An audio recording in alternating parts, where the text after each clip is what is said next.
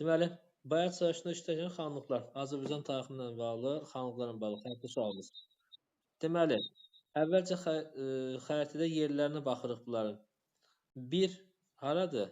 Dərbənd. Sevinç, əvvəlcə yerinə baxmaq lazımdır. Bax, şərtələ oxumuruq. Bir dənə bu xəritəni oxumağa çalışaq əvvəlcə. 1 Dərbənddir, 2 Qubadır. Deyəcəksiniz müəllim, bunu hardan bilirik biz Dərbənd və Quba olmağını? Xanlıqların xəritəsi var. Dərslikdə də var, oxuduğunuz abituriyent kitablarında da var, xanlıqların xəritəsi. O xəritəni açıb qarşımıza qoyuruq.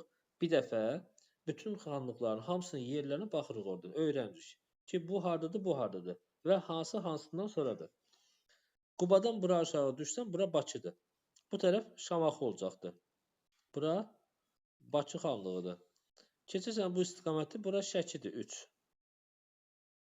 Şəkidən aşağıda Gəncə xanlığı olacaqdır.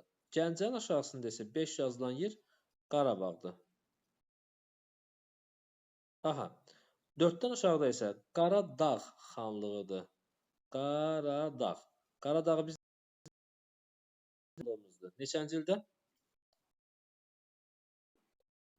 Qaradağ xanlığının süqutu neçənci il idi? Qaradağ 1782 Qarabağla Xoy xanlığı birləşdirmişdi. Birləşib nə eləmişdilər? Onu bölüşdürmüşdülər. Qarabağın yanında, bax bu istiqamətdə gedən. Bu Naxçıvan xanlığıdır. Naxçıvanın üssü İrəvan xanlığıdır. Şimal xanlıqlarımızdır bunlar. Burada bir dənə də hansı qaldı bu istiqamətdə? Burada uzun bu formada uzanan bu ərazi. Burada Lənkəran xanlığıdır.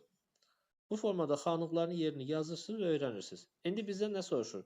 Bayat savaşı 1748 hansı xanlıqlardır? Deməli, birləşənlər Şəkidir plus Şamaxı. Bunlar ikisi birləşib. Hara hücum eləmişdilər? Qarabağa hücum eləmişdilər. Düzdür? Qarabağa hücum eləmişdilər.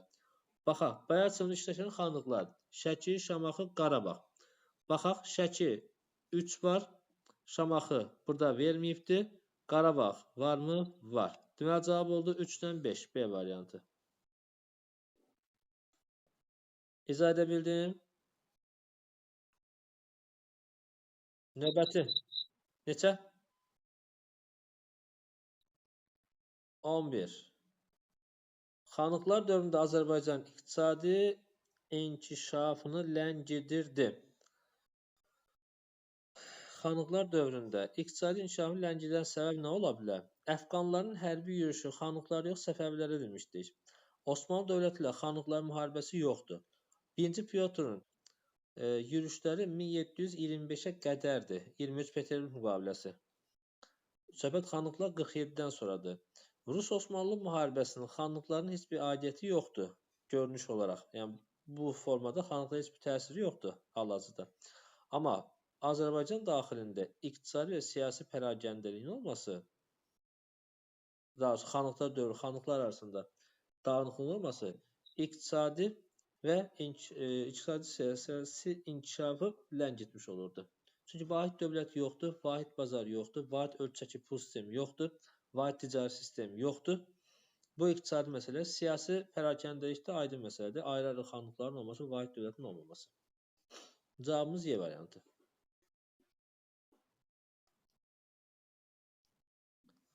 Növbəti sual. 14 xəritə sualımız. Bəli, Qubalı Fətəli 1759-cu ildə asılı hala saldığı xanlığı soruşur bizdən. Sevinç, yenə də baxırıq. Biraz əvvəl nə demişdik? 1 Dərbənd dedik, düzdür?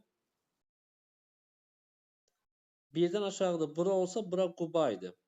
4 haradır? 4 Şamaxıdır. Bu Bakı olacaqdır, yazmayıbdır. Bura Şəkidir. Bura Gəncədir. Burada isə Qarabağ. Düzdür, əzizim?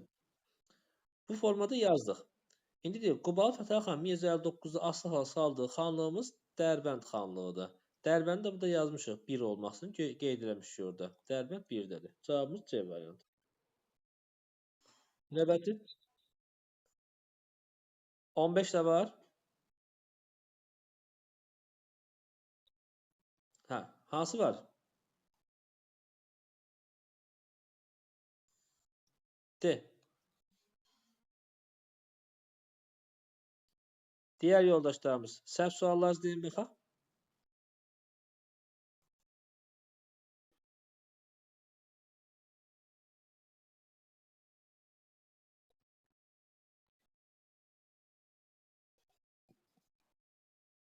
Neçə? 27.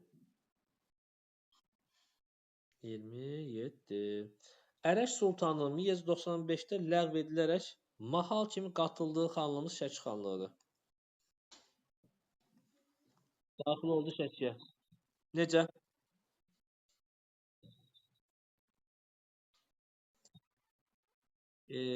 Şəkidə yox, sultanlıqlar mövzusunda.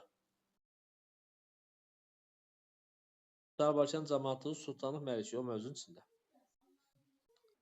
31-ci sual, xəritə sualımız. Sevinç, baxırıq xəritəyə.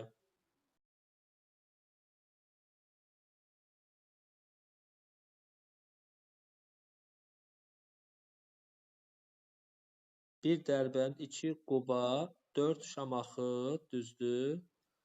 5 Qarabağ. 3, bax, Urmiya gölünü görürsən burada. Bax, Sevinç, bu Urmiya gölü gördün. Urmiyada biz nə demişdik? Urmiyanın aşağısında Marağa demişdik. Urmiya gölünün yuxarıdan sağında Təbriz demişdik. Təbrizdən biraz sağa gəlsək, burada Ərdəbil demişdik bu hissədə. Urmiyanın sol tərəfində isə bəli, bura ilə Urmiya xanlığıdır.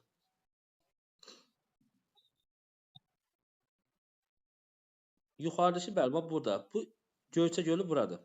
Göyçə gölünün aşağısında, Göyçənin aşağısında Naxçıvandır. Göyçənin sol tərəfində isə İrəvan xanlığıdır. Hansı? Bu hissə yoxsa bura? Bax, bura Makudur. Bura isə Xoy xanlığıdır. Oldu? Tamam. Növbəti sual. 41. O da xəritədir.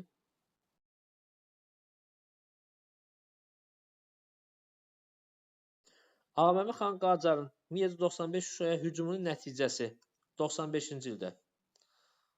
Bildiyimiz kimi Qarabağ xanlığı Fətəli Şahdan asılı qəbul etdimi? Xeyr. Qacardan söhbət edir. Xan Qacar deyirik. Ümumiyyətlə sual izah edir. Xan Qacarın 95 yürüşünü bilir ki, Şuşaya hücum etsə də onu tuta bilmədi. Bir dənə tuta bilmədiyi ərazi Şuşa idi şimalda. Onda həmin cavabı axtaraq. İbrahim xan xilas edir mi? Xeyr. Şuşa təslim oldu? Xeyr.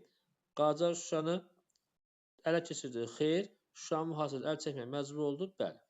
Çünki burada yazdıq, bax, Şuşaya hücum etdi, amma bu nə oldu? Uğursuz. Sualın şərtini yazdıq. Nəticəni həmin cavabı götürüb buradan tapırıq. Cavab Y variantı. Kim?